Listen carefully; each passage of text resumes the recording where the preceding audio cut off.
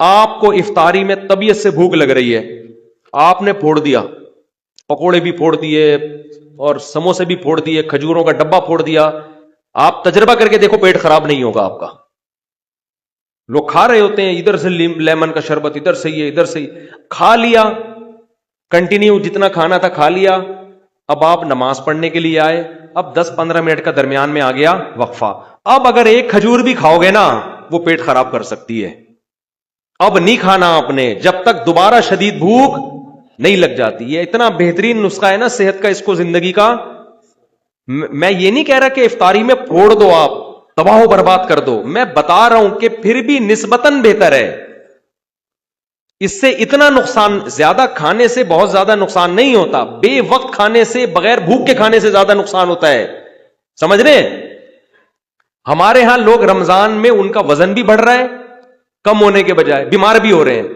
وجہ کیا ہے؟ افطاری میں کھانے پینے کے بعد نماز پڑھ کے آئیں گے, اب بھوک کم ہو چکی ہوتی ہے, میدے نے اپنے ورک شروع کر دیے, اب آ کے دوبارہ کھا رہے ہیں. پھر وہ دیکھ رہے ہیں وہ میز کے نیچے سے پلیٹ کھینچی, 2 پکوڑے رہ گئے تھے, چلو یار. فریج میں جا کے دیکھا, یار وہ دہی بڑے تو رہ ہی گئے تھے, چارنے والے وہاں سے لے لیے, اور پھر وہاں سے کھجور کے ڈبے میں ہاتھ مارا. اب یہ جو جگالی کر رہے ہو نا آپ بکریوں کی طرح, بکری کا کام ہے سارا دن کھاتی رہے گی, مینگنیاں بنا کے نکالتی رہے گی. انسان میں مینگنیاں نہیں ہوتی بھائی. ٹھیک ہے نا, انسان کا ایک پراپر ٹائم ہوتا ہے, اسی حساب سے چلتا ہے انسان.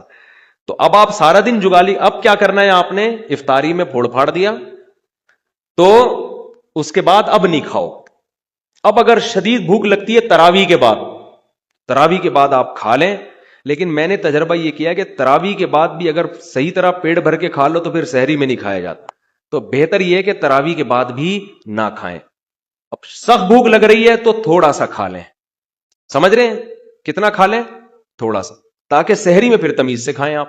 تو تھوڑا سا کھا لیں آپ, اور اس وقت بڑا مزہ بھی آ رہا ہوتا ہے. تراویح کے بعد چند کھجوریں کھا لیں, کچھ شہد کھا لیا, مدت ذلہ لا لیا, دامت برکاتہ ملا لیا, جو فریج میں تھا کھا لیا.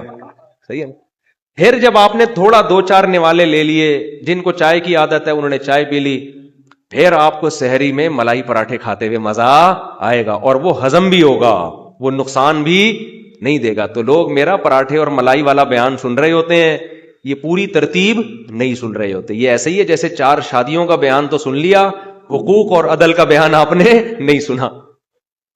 تو کھائیں, پراٹھے بھی پھوڑیں, ملائی بھی پھوڑیں آپ, لیکن شدید بھوک کے وقت پھوڑیں آپ. اچھا, سحری میں ایک چھوٹا سا کام اور کر لیں, بالکل اینڈ پہ سحری نہ کریں, کیونکہ پانی کے لیے پھر پیٹ میں جگہ بچتی نہیں ہے, اور پانی نہیں پیو تو سارا دن گزارنا مشکل ہو جاتا ہے. تو آپ 1 گھنٹہ پہلے سحری کر لیں, تاکہ 1 گھنٹے بعد پھر طبیعت سے پانی پی لیں.